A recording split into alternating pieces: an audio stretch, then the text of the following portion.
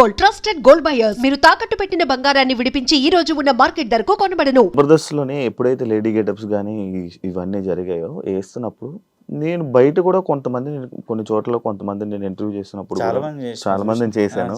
ఇలా వాళ్ళ మాటలు కానీ అంటే జబర్దస్త్లో లేడీ గెటప్లు చేసుకున్న వాళ్ళందరూ ఇలా మారిపోయారు, అమ్మాయిగా ఇలా మారిపోయారు, అక్కడ ఉన్న వాళ్ళందరూ ఆ ఫీలింగ్స్ ఉన్న వాళ్ళే లేడీ గెటప్లు వేశారు అని చెప్పి ఒక స్టేట్మెంట్ నేను విన్నాను, నా దగ్గర అన్నాను. అది అంతవరకు అదే అందుకే సేమ్ అదే డైరెక్ట్గా అలా చెప్పారనమాట. దానివల్ల మీకేం ఎఫెక్ట్ అవ్వలేదా?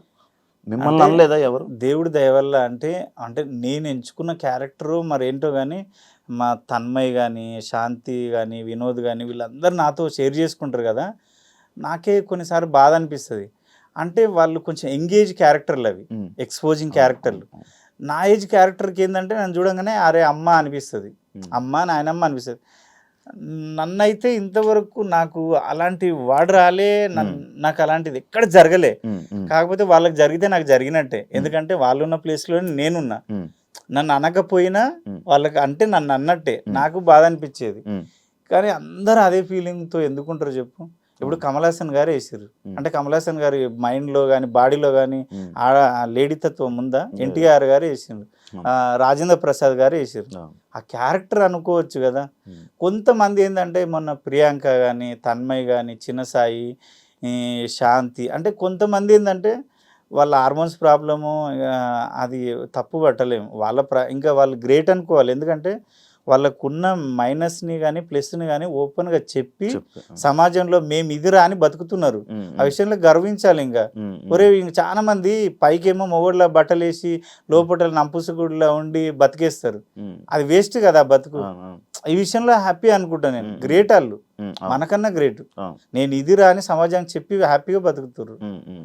అదైతే నువ్వు అన్నది తప్పుగా అర్థం చేసుకోద్దబ్బా, పాపం చాలా మంది బాధపడతారు వాళ్ళు, తెలుసా?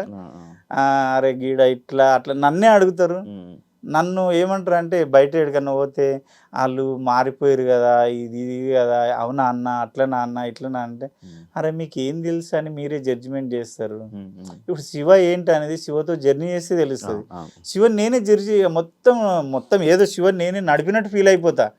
శివ అనగానే ఇప్పుడు ఒక్కరోజు పరిచయమే కదా, ఇప్పుడు లైవ్ లో మనం నాకు తెలుసు, నేను నీకు తెలుసు, కానీ లైవ్ లో ఇప్పుడే పరిచయం. నీ గురించి నేను అన్ని చెప్పొచ్చా ఇప్పుడు? నాకు ఏం తెలుసు అని అలా అది అలా మాట్లాడుకుంటూ ఉంటాం. కానీ అది నేను అందరు చెప్పేది ఏంటంటే ఒక కళాకారుడిగా చూడండి కానీ అట్లా అనకుండా అని. ఎవరి బిహేవియర్ వాళ్ళది, ఎవరి ప్రాబ్లం వాళ్ళది. కొమరక్క లైక్ ఈ జూనియర్ ఎన్టీఆర్ లాగా ఇప్పుడు మీరు ఆ పేరు రాగానే నాకదే వచ్చింది. ఆయనకి అలా ఎక్కడికి వెళ్తే అక్కడ లాంగ్వేజ్ నేర్చేసుకుంటాడు, అలానే మీకు కూడా అది ఉందంటారు, ఆ టాలెంట్ ఉందంటారు. అంటే ఒక లాంగ్వేజెస్ 6 భాషలు వస్తాయి శివ. 6 భాషలు కన్నడ, తమిళ్, నేపాళీ, తుళు, లంబాడి, హిందీ, తెలుగు. ఎలా ఎలా అంటే నేను నీకు చెప్పిన చూడు, కామత్తు ఉడిపిలో చేసిన అది వాళ్ళ హోటల్ కాబట్టి నీకు అప్పుడే చెప్పిన టైం వేస్ట్ చెయ్యను. నేను వెయిటర్గా పనిచేసేటప్పుడు నా పక్కన నేపాలీ వాళ్ళు ఉండేవాళ్ళు.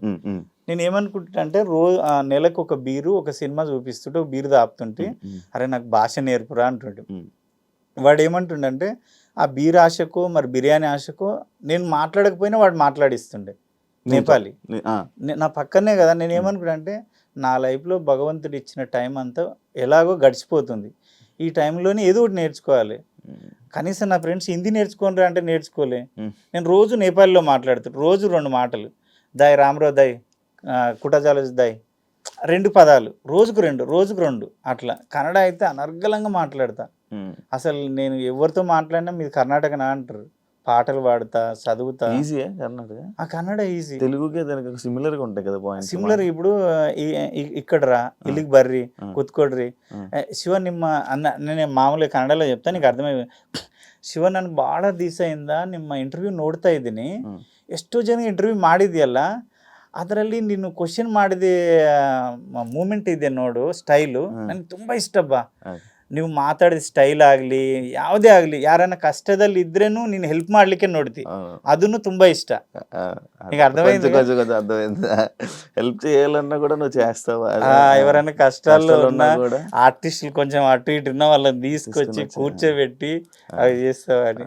ఈజీ అర్థమవుతుంది ఈజీ. అర్థమైంది. అది నేపాలీ కన్నడనేమో హోటల్లో నేర్చుకున్నా, కంపెనీలోనేమో తమిళ్ నేర్చుకున్నా, లంబాడీ హిందీ అంటే ఊర్లో నేర్చుకున్నా. ఓకే.